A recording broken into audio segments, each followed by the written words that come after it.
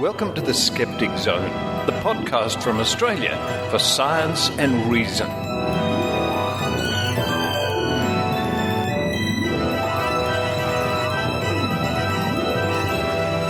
Hello and welcome to the Skeptic Zone, episode number 102 for the 1st of October 2010. Richard Saunders here with you in Sydney, Australia.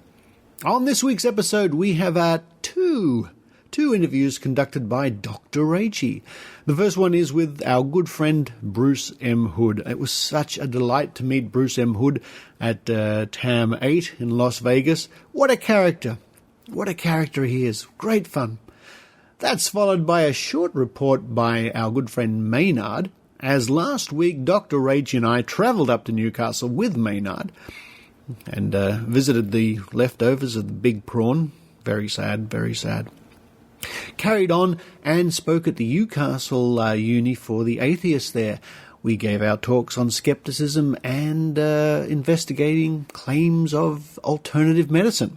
Maynard was on hand with his microphone and he did a report for ABC Radio, which we are thrilled to be able to replay for you on this episode.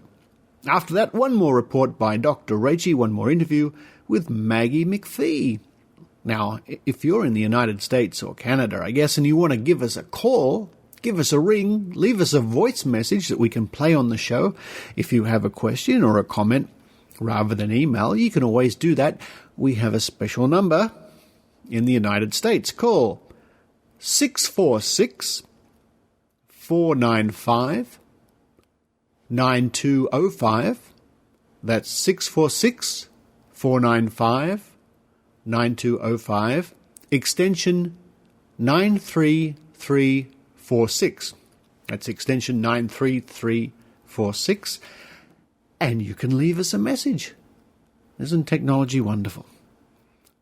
So, relax, have that lovely, neat vodka, and enjoy this episode of The Skeptic Zone.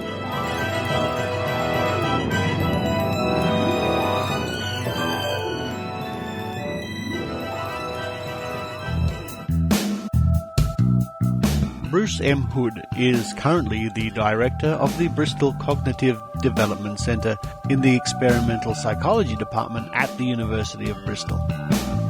He has been a research fellow at Cambridge University and University College London, a visiting scientist at MIT, and a faculty professor at Harvard. He was awarded an Alfred Sloan Fellowship in Neuroscience, the Young Investigator Award from the International Society of Infancy Researchers, the Robert Franz Memorial Award, and recently voted to the fellowship status by the Society of American Psychological Science. Wow. He also does a great barbershop quartet, especially if you get him in a bar and stick a false moustache on him, as I remember once. Dr. Rachael caught up with Bruce at the Amazing Meeting 8.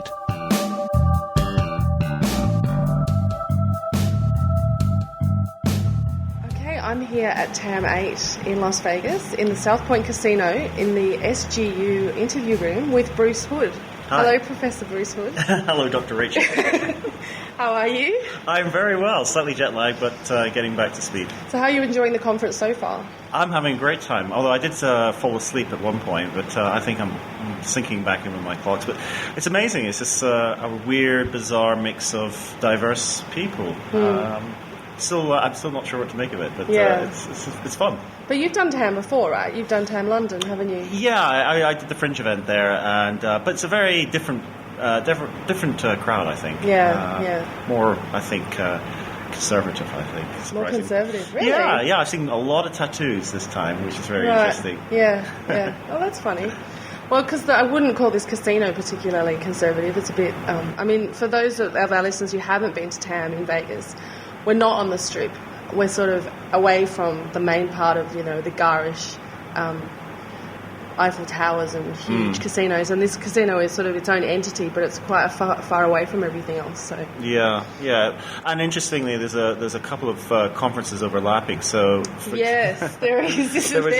I was sitting down with the Australian Skeptics table at your table today, and somebody came out, and clearly it must be some religious conference, but they had a very scowl on their face. Yeah. And threw their coffee into the bucket next to me and then turned around and went back into their meeting. So clearly I think they're aware that they're right in the midst of a skeptics kind of mecca.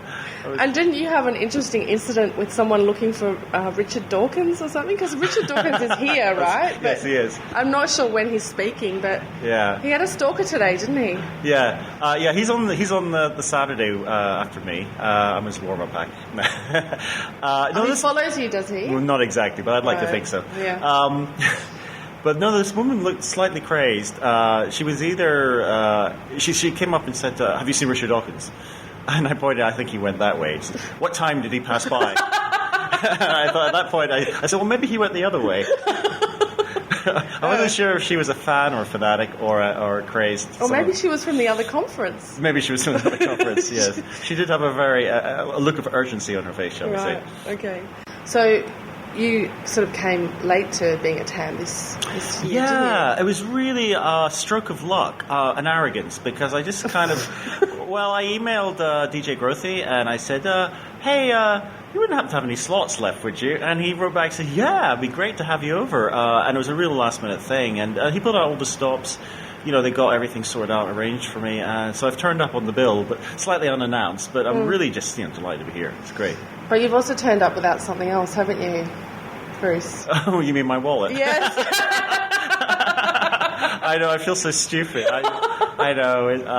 It's been a blessing in disguise. I've been told that actually turning up in Vegas with a credit card could be the end of a professional career, right. Let alone sort of financial security. So maybe it's not such a bad thing. Maybe it's divine intervention. Sort of possibly. And it doesn't mean everyone else is buying you drinks. Right? I am getting the sympathy vote like nothing. I am so pleased. It's going for my real sort of Scottish... no, that's not true. Oh, yes, Scottish heritage. That's right, you have a reputation for being... Yes, it's totally unfounded. No, we're not. We're absolutely generous when it comes to drinks. It's just other people's drinks. Oh, I see. Right. No. It was. It's been. Actually, I tweeted it this morning, and I got a whole lot of followers who are clearly here, offering to give me cash and offering to buy me breakfast, and so it's been a real useful way of getting to know a lot of people quickly. Yeah. So I'm going to lose my wallet more often. See how it happens. Or at least just tell people you've lost your wallet. Or at least tell. Yeah, it's a bit of a nightmare, though, to be honest. Though, frankly, it just reminds you how dependent we are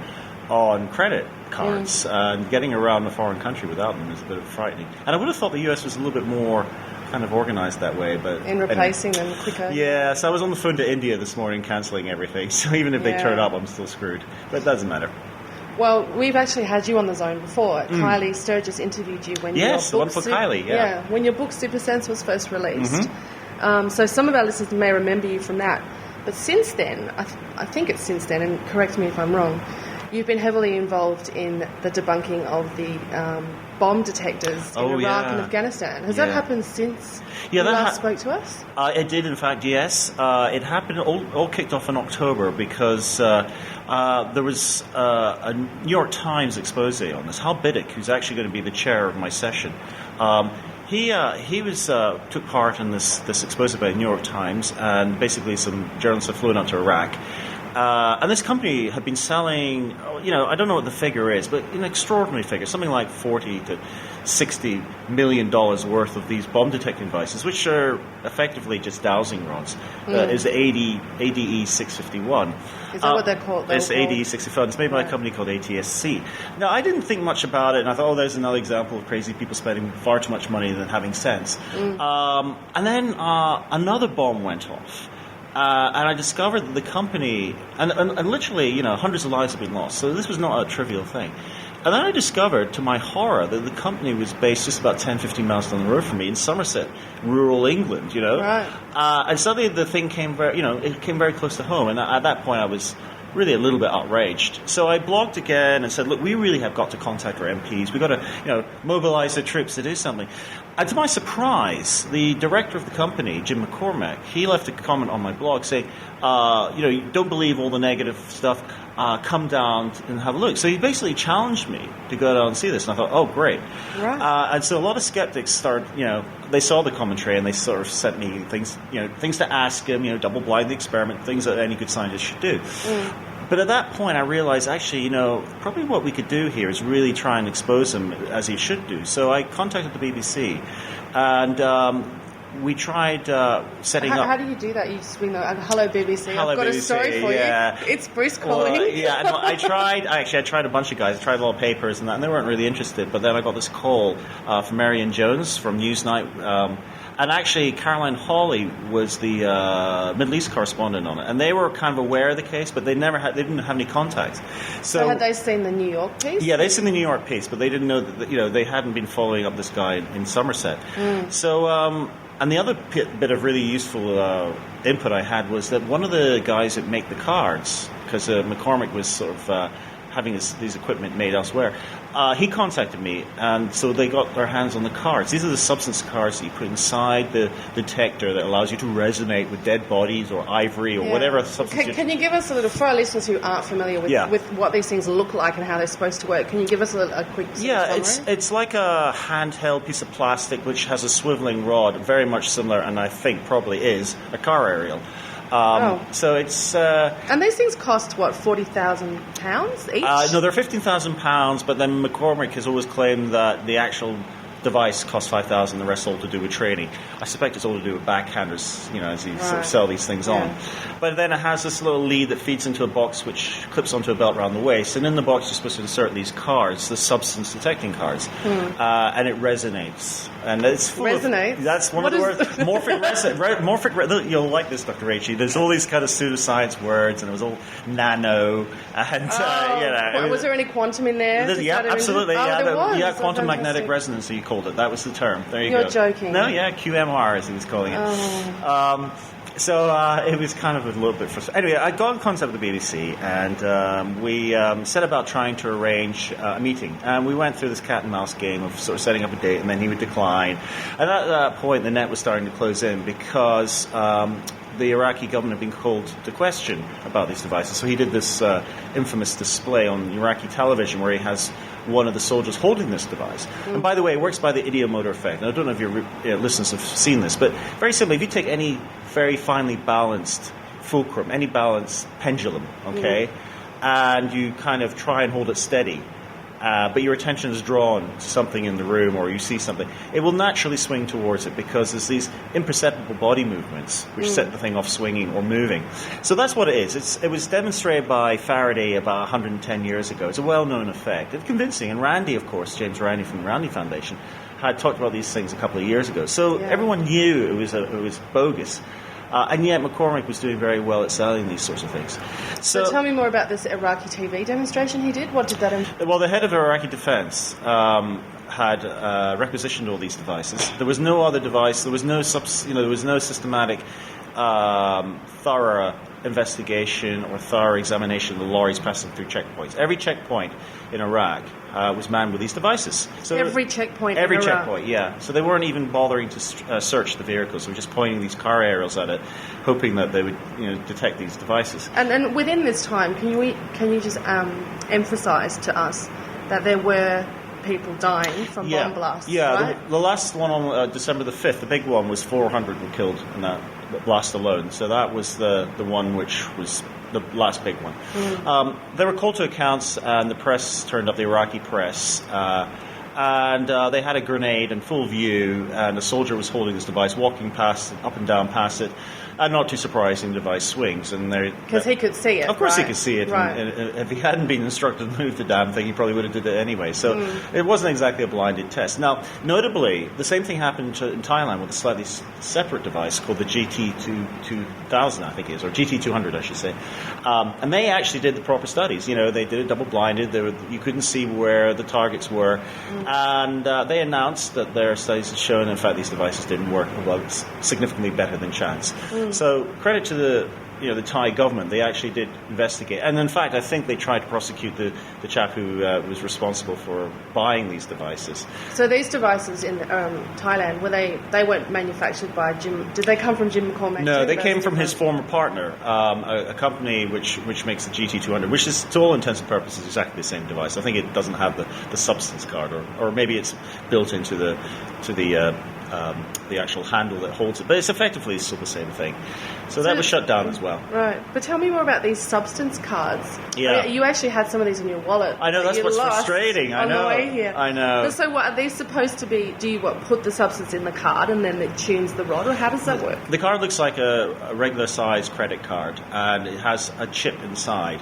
And so we took these chips to analysis in Cambridge. An electronics expert opened one up and found that inside it contained, those security chips that you get on devices when you that set off alarms in shops? That's all it is, effectively. Right. It's just a little bit of wiring. It looks sort of scientific, which just makes me think more and more that this was a cynical attempt by McCormick to pass off, this is a legitimate scientific technology, when clearly he knew, because he provided the circuits, that this was just, fake. So I can't buy the story that, somehow he was being naive. I think he was being deliberately deceptive. Right. So they opened up one of these cards and found it couldn't possibly contain any information that would ever code anything. I mean, it was pseudoscience from the start. Every physicist I'd spoken to, every person who knew anything about it said there's just no way, nuclear, magnetic, or nanotechnology, magnetic resonance could work with anything. Well, NMR is a real thing, but not magnetic resonance. No. No, so that was so. What happened is that in January the BBC turned up in the kind of the factory, which is effectively just an office, and he wasn't present. He was out of the country. Then they went to his house, and there was no. Well, his wife answered the door. And there was no one at home apparently, but it was quite clear he was there. He just wasn't. He was just press shy, I think. But he had just been arrested anyway by Avon Somerset Police, and on the basis of the documentary which was broadcast. The government imposed an export order ban on these devices. And as we currently speak, Jim McCormick is still awaiting trial. But the other good news was about last month, the London police, their international fraud squad, raided 3 other companies in the London area, including the company GT200, and seized their assets and shut them down. Really? Yeah, so progress is being made, though I have to say it looks like ATSC have started up again, are still trading. So although he's on... Is that him or Thailand, ATSC? Well, ATSC is 86, that's Jim McCormick's group. So because the export order ban is on only to countries in which British interests are involved. That was the extent of the ban. So that leaves every other country, every other despot nation, every other corrupt government to find somebody who's willing to spend money on this thing. So it might be an example of Wu being cynically exploited, but I also think it's an example of corruption of just requisitions, getting somebody who's willing to kind of spend the money and filter off money which, effectively should be going into rebuilding or the security of the country. Yeah, I mean, I had a discussion with my dad about this, and we talked about this the other day here. My dad was very senior in the military in Australia, and I showed him the documentary, and viewers can still see that probably on the BBC. Yeah, or if you just Google Newsnight Jim McCormack or something, you should actually I blogged it. You'll find it on my blog. I forgot. But my dad was just mortified that something like this could get to such high ranks in the military. But as you say, it seems that there's a lot of corruption involved here. Yeah. And that's probably why it propelled to such high levels. Certainly the volume of sales suggests that to me. But I would add, actually, United Nations were also duped because they were buying the devices for Africa to try and prevent the illegal ivory trade. Yeah. So, it wasn't just the despot nations. There are a bunch of people who've been duped by it. And I think the demonstrations look pretty convincing when you see it. So I think that... Sure, it's an example where you take a very famous, bit of paranormal woo, and you turn it into a kind of very lucrative, immoral trade. Well, this is the thing. I mean, this was why I watched that report and I felt sick to my stomach, because that is the thing. I mean, this is not... I mean, I'm wearing a power balance bracelet right now. This is nonsense, but I'm not going to be killing 400 people in a bomb blast by wearing this. But, you talk about how the demonstrations were quite convincing. To people like you and I, and say Randy, it's laughable, because Richard Saunders and I do a show for children where we teach them about blinding scientific experiments using dowsing. Yes. So we have like 6, tubs, and underneath one of the tubs we have a bottle of water. And the first time we have it just sitting on top of the tub. Yeah. They walk along, the rod moves. Yeah. Second time we put it under the tub, but they know which tub it's under, the rod moves. Then the third time, they don't know which tub it's under. Yeah. And they never find it. Yeah. It's a very, very simple experiment to conduct. Yeah. And it's amazing to me that people at such a high level have been duped by this stuff, Yeah. I actually use your example whenever I kind of talk about it, and I was going to talk about this on Saturday when I'm doing. I've actually got a real grenade, but I decided that if I was trying to fly into the US with a real grenade, it probably wouldn't go down very well, so I ended up cutting that bit from my talk. I'll probably mention it just briefly, but given that I've also lost the substance cards, which I was going to talk about, I'll have to find something else to speak about. But no, you're right. It's and that's what's remarkable with your demonstration, because if even when you know that it's not a real thing, it's still, the rod still moves. It's really quite remarkable. Yeah. I mean, we do a lot of investigations with this too, where we go, when people write to us and say, I can find water underground, we drive out to the country and we put them under these tests, and every time we've done it, and Australian skeptics have done it for 30 years, it never works. Yeah, and I've spoken to people who are convinced it works, and where I live, Somerset, and I suspect this was a big influence in Jim McCormick being based down there, there are professionals who will sell you dowsing services. So, it's still, in fact, this is the funny thing, actually. When this thing broke in January, there was a huge media storm about it, and I went to various sites that were dowsing sites who were disowning themselves, saying, well, of course, that was bogus dowsing. It wasn't real dowsing. God. So even then, they kind of disowned McCormick's activities. Who, by the way, might interest your listeners. Yes, do tell. Well, it turns out that he's a former police officer for the Merseyside Police, which makes it all the more outrageous that this man can even get up in the morning and sort of, live his life. I think there's unbelievable arrogance, and yet these things go on. I just wanted to congratulate you on that work, Bruce, because I think what you've done is really make a huge difference. And, people talk about skeptics being grumpy and cynical and just, party pooping, but sometimes it's actually applicable and can actually affect people's lives. And so this is something I think that you've done a fantastic job in doing this. That's very kind of you, but I really must share any kind of praise with the whole skeptics community, because, if they hadn't been blogging about it, if you hadn't had the James Randi Foundation, you hadn't had all these guys keeping these things in the profile, I wouldn't have got involved. So I was just a small cog in a wheel, and, I think we've still got to keep being vigilant and keep the spotlight on these guys, because clearly, there's a lot of nasty, dubious characters out there, and we just got to be careful. Yeah. Well, you've got Super Sense is out. How's that going? Is it sold out or out of print yet? Oh, I would love. I wish I could say that was the case. No, it's come out again in the US under a new title. I think they thought Super Sense was probably a little bit too kind of obscure for a title, but its new title is a paperback. It's The Science of Superstition, and that's actually done really well. It's already outsold Super Sense in its pre-sales. So, really? Yeah. So that's a good news. But I'm working on a new one, so that's where my efforts are concentrated for the next year.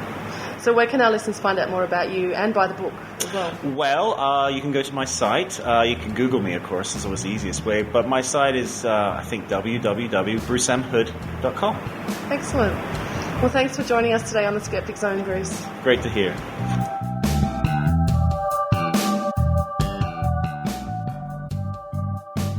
This is an EVP I recorded last night. How you doing? I'm a ghost. What's up? You guys can't possibly ignore that type of it.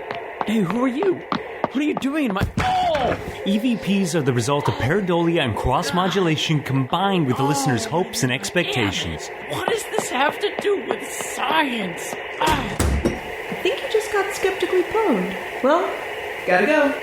See you in hell. 666. SkepticallyPwned.com. Where false claims get kicked in the nuts.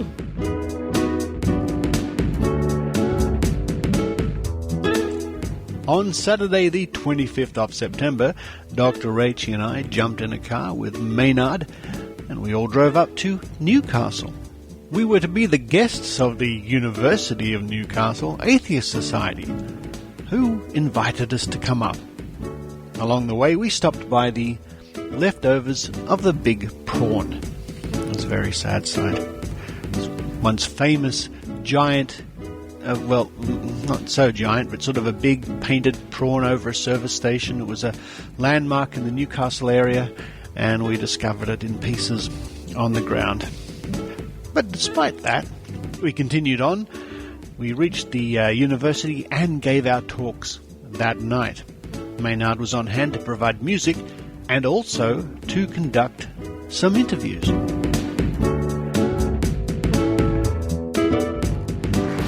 again to Richard Saunders and Dr. Rachael for coming in to give us all those very good. Well, you've been here tonight. What have you made of the presentation with the Skeptics and the Atheists tonight here at the Bar on the Hill? Listen, I really enjoyed it, actually. Mm-hmm. I was a little bit sceptical coming, but I really liked it. I thought it was fantastic. What, you were worried it might have been a bit dry or scientific or something? Well, I've grown up in a bit of a hippie family, so I've grown up on herbal remedies and, alternative medicine. So I was a little bit funny about that kind of aspect of it, but I thought it was fantastic. I thought it was brilliant. I especially love Richard's introduction. So has it changed the way you've thought about anything tonight? Yeah, absolutely. I think it's heightened my critical thinking. Okay. Yeah, I think it's made me question things a little bit more, maybe, and particularly cosmetic ads, maybe. Hey, I've always questioned those. Seriously, oh my god, that's great. Really enjoyed it. Well, I noticed you asked a question of Richard if he'd ever been stumped. Now, how come you asked that question? Well, I've spent 5 years working with drillers on various borehole drilling sites, and I've had quite a few people claim that water divining works. And, to my knowledge, a lot of the time it has worked. And to be honest, I think that a lot of it is to do with the fact that there's water everywhere underground. And, maybe Richard has had something to say, and maybe it's a lot of bullshit. I do think that it doesn't really work, but it's a lot of hope. Do you think most of the people you've seen do it, that it's worked, think they believe in it, or do you think they're trying to put something over? No, I think they entirely believe in it, but they just need someone to go out there and show them that maybe what you're doing isn't quite the right way to go about it. So have you heard anything tonight that'll change the way you think? Well, tonight he accidentally made the wrong choice on his water divining trick, so it may or may not have cocked up a little. Well, I might have a word to him about that. Thanks a lot. It's all right. Thank you.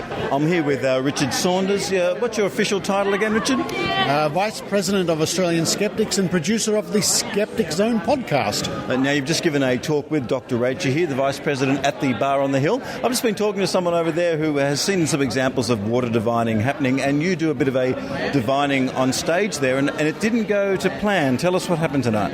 Well, I did a blind test where I didn't know under which cup the object was, under one of 6 cups, and I had a guess, and I got it right. Which would perhaps say that maybe divining under some circumstances works. As long as you consider random chance working, yes. And how often has that happened to you when you've demonstrated that? Oh, about 1 in 6 times, actually, out of a 1 in 6 try, yes. Yeah. And what did you make of our audience here tonight at the Bar on the Hill? What sort of questions were they asking about science? Because it was an atheist crowd. They weren't really asking much about religion. They were asking about various aspects of pseudoscience. Yeah, absolutely. It was scarcely touched on religion at all tonight. It was more or less about how science can investigate amazing and fantastic claims. And what fantastic claims did they seem the most interested in? Alternative medicine, I thought. Some questions about psychics, but a lot of questions about acupuncture, about vaccination and things like that. Now, one question I've always wanted to ask someone like yourself, a skeptic, is there any one version of woo or paranormal science that you wish was true? Yeah, I really wish that people could use their mystical powers to solve crimes. I mean, my heart goes out to bereaved people or people who are missing loved ones.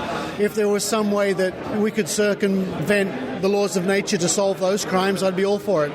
We're still here at the Bar on the Hill with Dr. Rachael, the Vice President. How do you enjoy the gig tonight? Like, basically, what does the talk that you give entail? My talk is really about the hijacking of scientific terminology and technology and being added to, say, products that might be a little bit suspicious, that are maybe not based in much evidence, but they use sciencey sounding words to make them sound more legitimate, and basically they can charge more money for them if they've got quantum in the title. Well, I would imagine that things that do that mainly would be cosmetics. Not just cosmetics. Cosmetics are very big offenders, though. They're actually known as cosmeceuticals when they use things like that. Like they use DNA in the title, or photobiomodulation, or hyaluronic acid, words that are real science words that they've hijacked to add to their product so then they can charge more. But there are other things that do it too. There is, for example, the power balance bracelet that Richard talked about tonight uses scalar energy, all to make it sound like it's possibly more technologically advanced, and therefore you can charge more money for it. And is there any legislation that stops people from doing this?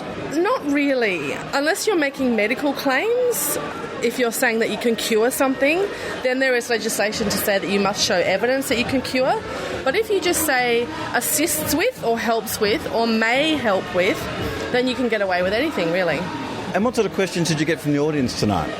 Lots of really interesting questions, Maynard. We got a couple of questions about, has anything we've done ever stumped us, or have we come across anything that stumped us? And you know what? We were kind of stumped by that question. We couldn't really think of anything that's stumped us. I also got quite a few questions about specific types of alternative medicine, like acupuncture, for example. Does it work? What is really homeopathy? How does that work? So, lots of good questions and lots of discussion. And do you find it gets a bit difficult sometimes because your specialty field is cell biology, is that correct?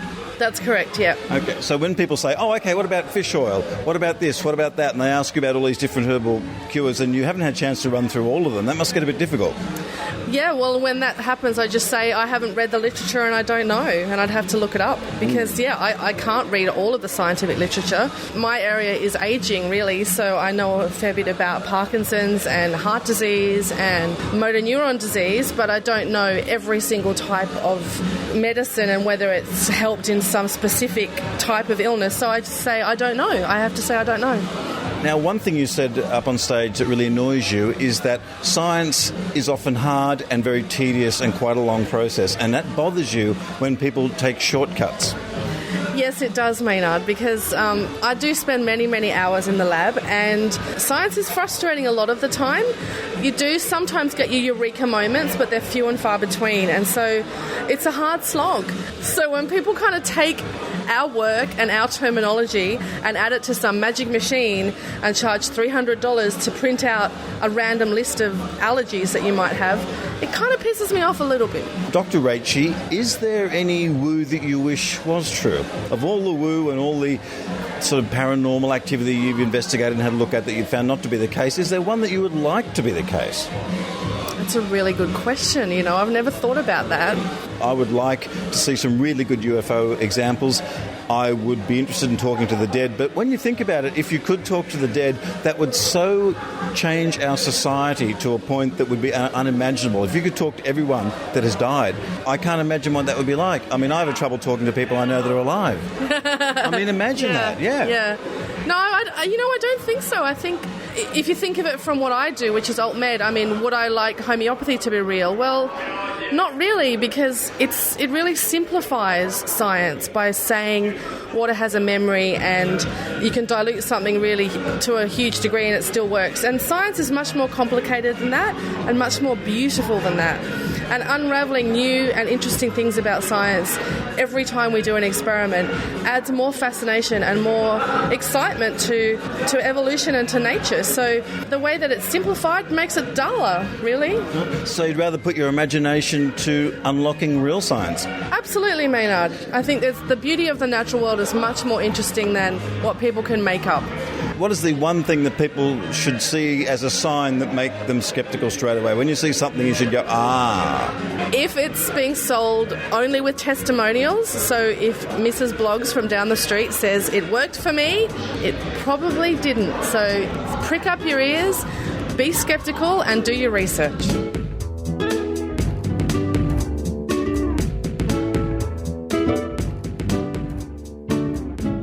This is Brian Dunning from Skeptoid.com. Warning, avoid skeptics in the pub in Sydney on October 7th at all costs. Maynard is going to be there. The avalanche of irrationality and illogic that he'll no doubt unleash will be hazardous to anyone who attends. October 7th, please be as far away from skeptics in the pub in Sydney as possible. Thank you. I'm Brian Dunning from Skeptoid.com.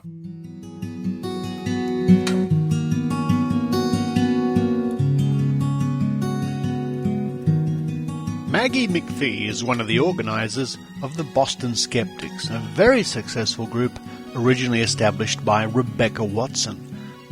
Maggie is an audio-visual aficionado who skillfully coordinates the technology and films talks at Skeptics in the Pub, which are then put online for all to see.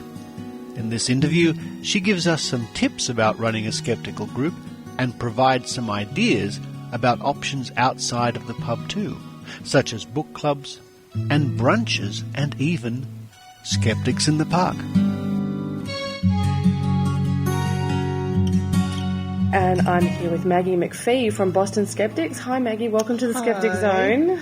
It's lovely to see you. How are you? I'm well. That's good. It's always good to see you. Tell us a little bit about what Boston Skeptics do. I know you do a Skeptics in the Pub. Right. I've been to your Skeptics in the Pub. I talked there. You were very popular. Oh, it's true. Tell me a little bit about the Skeptics in the Pub. Well, Rebecca started the group initially, and it was very loose. She just, just Rebecca. She said, "I'm going to do this," and did it. And she began recruiting some of us who are, friends who are, in the movement. And we began to make it more and more cohesive and more organized. So now we're kind of one of those, what they were describing as, hybrids today. We're not incorporated, but we're very cohesive. But our big thing is we do Skeptics in the Pub each month.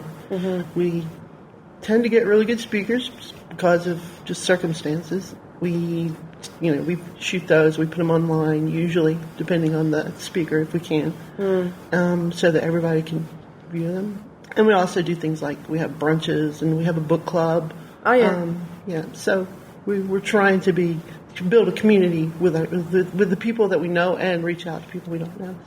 So you mentioned hybrid because there was a talk today about there was a panel about grassroots skepticism today, and talking about the difference between sort of really big groups and really little groups, and sort of what sort of differences there are between them and what changes you can sort of instigate as a incorporated, which is usually a very organised, structured group. Mm-hmm. So you guys are kind of in the middle there somewhere. Right. We've talked about incorporating, but we don't feel like we're at that point. And we're like they were talking. There are legal issues you have to consider. Mm. We're really not out and active as that much in the community. Whereas, if we become more so, we probably want to consider that for for legal reasons. But it's more of a skeptics group rather than a outreaching to everybody group at the moment, isn't it? At the moment. It'd be nice if we could do more, but we're not at that point yet. But it is something that's kind of, in our sights. Yeah. So you mentioned a little bit about the speakers. I think last month you had John Ronson, didn't you? Yeah, we had John Ronson. We had Simon Perry. I don't know. John Ronson is, of course, the author of The Men Who Stare at Goats, which has just been made into a movie with George Clooney and Ewan McGregor. Ewan McGregor, right. Were you able to put that talk up online? Because that would be great to see. Yes, it's up and it's hilarious. And we had, it wasn't a great night for it, as far as, it's kind of dim. But yes, it's online.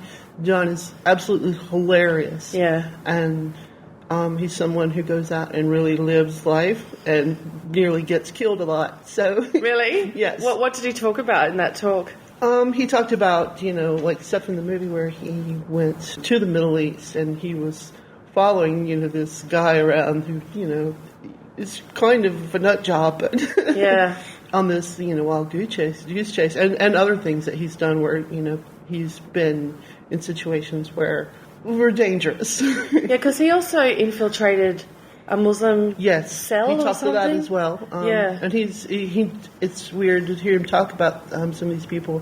He knows them, and they, oh, John, my friend, it's really, he's lived quite a life. Yeah, because he's a journalist by trade, isn't he? Correct. Yeah. So, I mean that, I guess that leads him into that. Yeah. But he's also a bit of a loon. So. Is he? Yeah.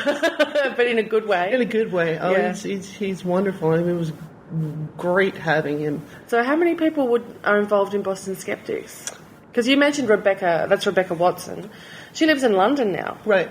So Liz Gaston, she's taking over the duties of emceeing and things like that, and hosting the brunches and things like that. Then there's myself, Josh Nicholson, and Jared Giuliano, and then there's Mary who does our book club. and then we have people who pitch in as well. So, being that it's mostly centered around skeptics in the pub, the number of people that are at each thing swells and changes. We might have 30 people in a night, or we might have 110 people in a night. So tell us about your book club. What does that involve? Each month we they pick a book to read, and then they meet up for breakfast or brunch or whatever. And lots of times it's something that's either topical or whatever pops up in people's minds. So. Did you guys do The Men Who Stare at Ghosts? Has that been in the book club yet? No, but that would be good, actually. That's a good idea. Yeah, because I've actually read the book and I've seen the film. And yeah, they're very different. Yeah. Have you read the book? Mm-mm. No, yeah, they're quite different. I talked to John a bit about that. We talked to him a bit about it. And he's happy with it. It's different. It's not, his book, but he says, I liked it. Yeah. So. Well, how can you not? I mean, I guess... He is being played by Ewan McGregor, so how could you complain about that? Well, did he mention that at all? Yeah, he did. He did allude to his handsome portrayal on screen. So. Yeah.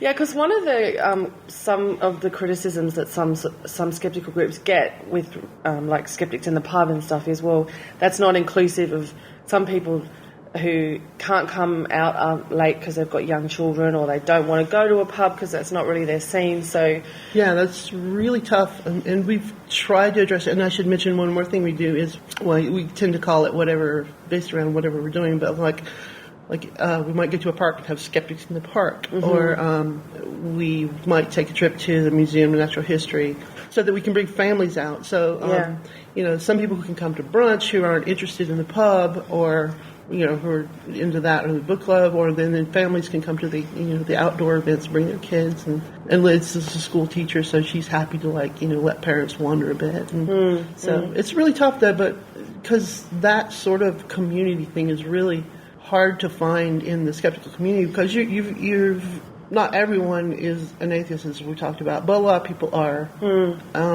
or aren't comfortable with some of the institutions, so they need community. They need, people to hang around with and be a part of something with. It's just human nature. So we try to do that. But you can't please everyone, but it seems like you guys have got a fairly broad range of things for people to do, so that they can go to the pub, they can go to the park, they can go join the book club. If there was one thing I could boil it all down to, once you've got an organization, is listen to your members. Just ask them what they want to do. And that's the best way. Don't figure out you've got all the ideas of what they need to do. Just ask them, and they'll come up with things like, let's go to the museum. We have a particular speaker coming, and let's get a theater and do it there instead of going to the pub, which we've done that as well. Because one of the things that came up today during the Q&A about grassroots skepticism was some people want to be involved, but they don't have a lot of time.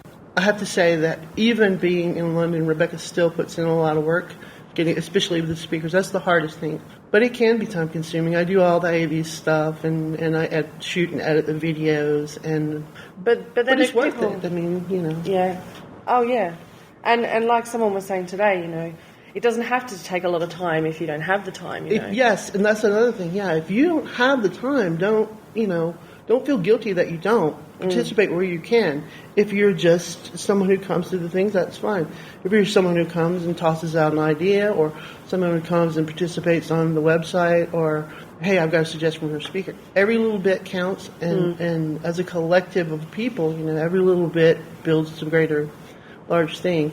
And the people who do have time and resources, they'll step up and commit. We have people now that I know we could ask at a moment's notice to do things, and they would do it. Do what you can. Don't feel guilty about not doing more. Do what you can. Yeah. So I think right now the biggest thing is we're looking more towards blogging more.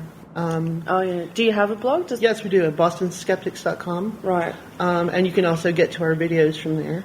And like I said, they're all the ones that we can are online.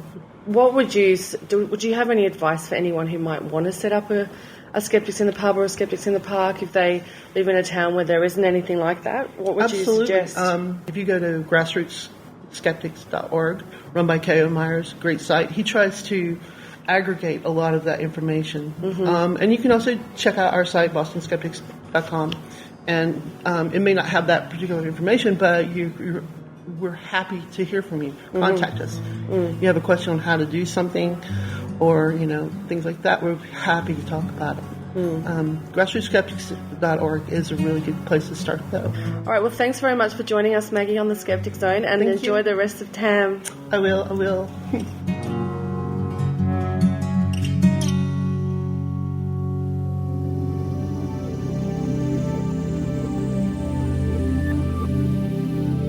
On Sunday, October 3rd at 9:30 a.m., join the Granite State Skeptics on a walking tour of historic Salem, Massachusetts. Learn the history and view the sites of this historic town made famous by Arthur Miller's The Crucible and the Salem Witch Trials. We will be meeting at the Salem Visitor Center, where we will begin our tour and enjoy such sites as the Salem Witch Museum, the House of the Seven Gables, and the Salem Pirate Museum. While the cost of the tour is free, some of the sites we will be stopping at do charge a fee. For more information and full details, check granitestateskeptics.org.